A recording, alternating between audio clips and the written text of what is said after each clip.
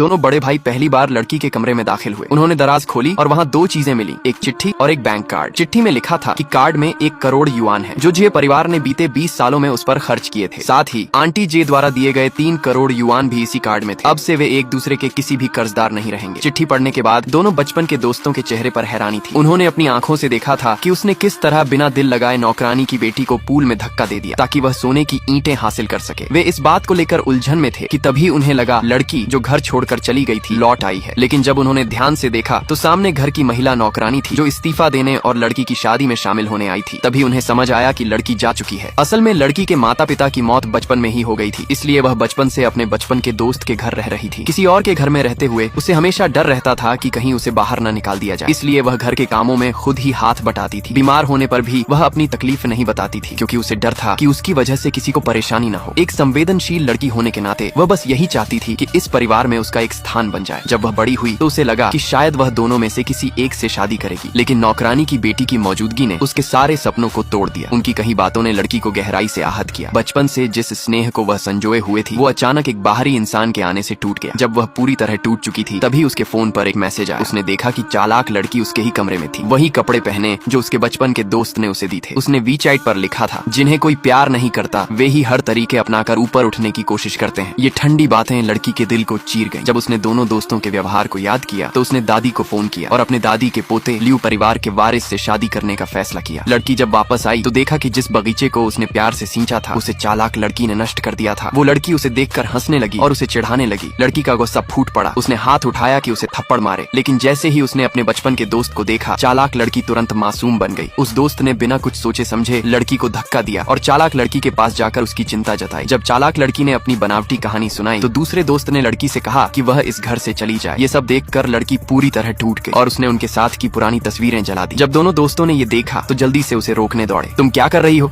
कचरा जला रही हूँ। हमारे परिवार ने तुम्हें सब कुछ दिया, तुम्हारी हिम्मत कैसे हुई ये जलाने की? मैं जो कुछ भी बकाया है चुका दूंगी। चुकाओगी कैसे? तुम्हारी तनख्वाह तक स्मिथ ग्रुप से आती है, तुम हमें क्या लौटाओगी? मुझे तुम्हारे पैसों की जरूरत नहीं। मैंडी को फिर कभी परेशान मत करना, चलो यहाँ से। अगले दिन दादी ने फोन किया और बताया कि उन्होंने कुछ शादी के जोड़े भेजे हैं जिन्हें उसके पोते ने खास तौर पर लड़की के लिए तैयार करवाया है। लड़की थोड़ी चौंक गई। उसे उम्मीद नहीं थी कि वो सीईओ जिससे वह कभी नहीं मिली शादी की इतनी तैयारी करेगा। लड़की ने कहा कि वह पहले आंटी जी से मिलकर आएगी, फिर धीरे धीरे ड्रेस चुनेगी। जब वह आंटी जी के घर पहुंची तो उन्होंने तुरंत $30 मिलियन दहेज के रूप में दिए।